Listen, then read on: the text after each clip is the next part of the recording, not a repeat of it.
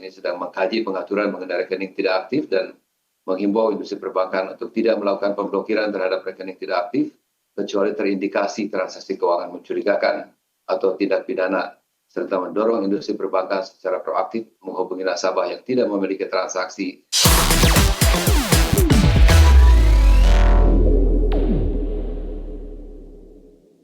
Pemirsa, Otoritas Jasa Keuangan meminta bank tidak asal memblokir rekening yang lama tidak digunakan alias dorman, kecuali jika terindikasi transaksi keuangan mencurigakan dan tindak pidana.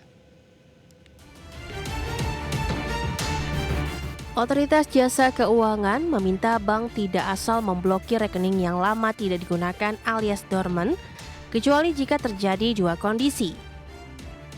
Kepala Eksekutif Pengawas Perbankan OJK Dian Ediana Rae mengatakan mengimbau bank hanya memblokir rekening menganggur jika terindikasi transaksi keuangan mencurigakan dan tindak pidana.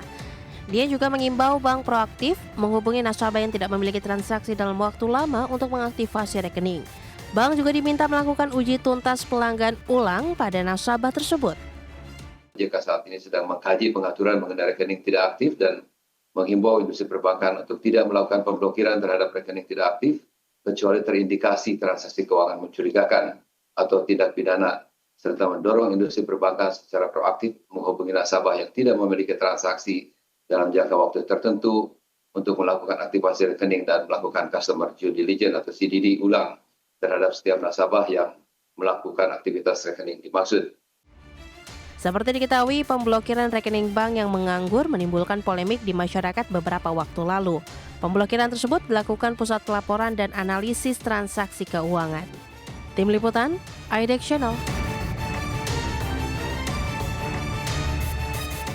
Ya, berikutnya pemirsa, ekonom senior dari Institute for Development of Economic and Finance atau INDEF menilai persoalan kesenjangan ekonomi selama ini masih menjadi masalah utama dalam meningkatkan perekonomian antara kelas atas dan kelas bawah.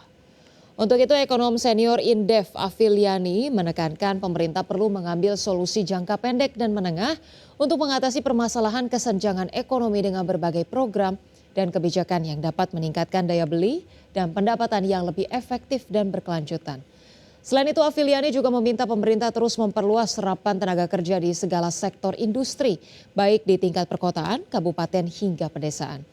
Upaya penciptaan lapangan kerja ini bisa melindungi masyarakat dari efek sosial gejolak perekonomian yang berkepanjangan. Problemnya adalah pada kelas menengah bawah. Nah, jadi kebijakan di dalam APBN seharusnya memang sudah harus ada keberpihakan di dalam peningkatan pendapatan masyarakat. Apapun itu harus dikaitkan dengan mereka. Karena kalau kita melihat dari RAPBN, terlihat sekali bahwa untuk sosial atau program populisnya sangat banyak ya. Itu biasanya menyentuhnya hanya di bawah saja. Sedangkan yang sekarang sedang butuh bantuan itu adalah menengah bawah, yang mereka tidak tersentuh BLT, mereka tidak tersentuh dengan BPJS yang dibayarkan oleh pemerintah, tapi mereka biasa cenderung bayar BPJS sendiri. Mereka sedang menghadapi penurunan pendapatan yang akhirnya orang katakan mantap atau makan tabungan gitu ya. Sementara itu, pemirsa, dari sektor industri, Kementerian Perindustrian menegaskan terus mendorong kebijakan dan program prioritas sektor industri di tahun 2026 yang secara masif mendukung perekonomian nasional. Menteri Perindustrian Agus Gumiwang Kartasasmita menegaskan kontribusi industri manufaktur terhadap PDB nasional ditargetkan bisa mencapai 18,66%. Di mana industri pengolahan non-migas ditargetkan bisa tumbuh 6,52% pada tahun 2026. Selain itu, Menperin juga mengejar sumbangan manufaktur sebesar 74,85% terhadap ekspor nasional serta menyerap 14,68% tenaga kerja. Pertumbuhan ini diharapkan pemerintah untuk memperkuat struktur ekonomi melalui penciptaan lapangan kerja, peningkatan ekspor serta penguatan daya saing. Target ini sejalan dengan sasaran strategis Kementerian Perindustrian dalam mendukung pertumbuhan ekonomi nasional menuju 8% pada tahun 2029. Pencatatan seperti ini selama ini tersebar di mana-mana, belum terkonsolidasi di sektor manufaktur. Ya, itu salah satu contohnya. Misalnya yang kita benahi dalam pencatatan ya akhir-akhir ini adalah kawasan-kawasan industri. Nah, kawasan-kawasan industri itu sebelumnya belum masuk dalam basketnya dari kegiatan manufaktur. Yang sebentar lagi kita akan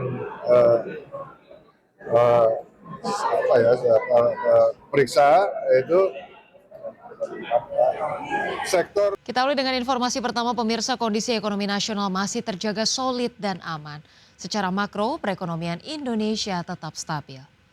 Menteri Koordinator Bidang Perekonomian Erlangga Hartarto memastikan kondisi perekonomian dalam negeri relatif aman, terkendali serta tetap solid dan kuat. Indikatornya inflasi relatif terjaga di level 2,31%. Selain itu, nilai tukar rupiah berada di kisaran Rp16.400 per dolar Amerika Serikat. Sementara pasar saham yang sempat terkoreksi tipis, kini menunjukkan tanda-tanda pemulihan.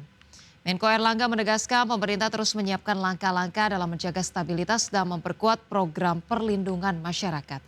Salah satunya dengan memperkuat dan memperluas stimulus ekonomi pada semester kedua tahun 2025 ini. Ada kan stimulus seperti gaji yang di bawah 10 juta kan itu sudah berjalan. Gaji untuk padat karya. Sektor tertentu kan PPh-nya ditanggung pemerintah. Jadi itu sudah dinikmati oleh 1,7 juta masyarakat. Kemudian ada program-program yang terkait dengan perumahan melalui kredit usaha rakyat. Nah, ini kami akan dorong juga. Kemudian juga ada program renovasi rumah. Pemirsa, terima kasih Anda masih bersama kami. PT Indomobil Multi Jasa Tbk atau IMJS resmi mengantongi izin penambahan modal melalui rights issue. Perseroan akan menerbitkan hingga 3 miliar saham baru dengan nilai nominal Rp200 per saham. PT Indomobil Multi Jasa Tbk atau IMJS resmi mengantongi izin penambahan modal melalui rights issue, di mana dalam rapat umum pemegang saham luar biasa yang digelar pada 1 September 2025 menyetujui rencana penambahan modal dengan memberikan hak memesan efek terlebih dahulu atau HMETD. Rights issue akan dilaksanakan setelah memperoleh pernyataan efektif dari Otoritas Jasa Keuangan. Saham baru ini nantinya memiliki hak yang sama dengan saham lama termasuk hak atas dividen. Manajemen IMJS menegaskan seluruh dana yang diperoleh dari aksi korporasi ini akan digunakan untuk memperkuat struktur permodalan perusahaan. Dana tersebut juga akan dialokasikan bagi pengembangan usaha baik secara langsung maupun tidak langsung melalui entitas anak. Meski demikian, pemegang saham yang tidak melaksanakan haknya berpotensi terdilusi kepemilikannya. Meskipun di sisi pasar, saham IMJS justru mengalami koreksi menjelang pelaksanaan aksi korporasi. Pada perdagangan Kamis 4 September 2025, saham perseroan ditutup turun 4,80% ke level Rp238 per saham.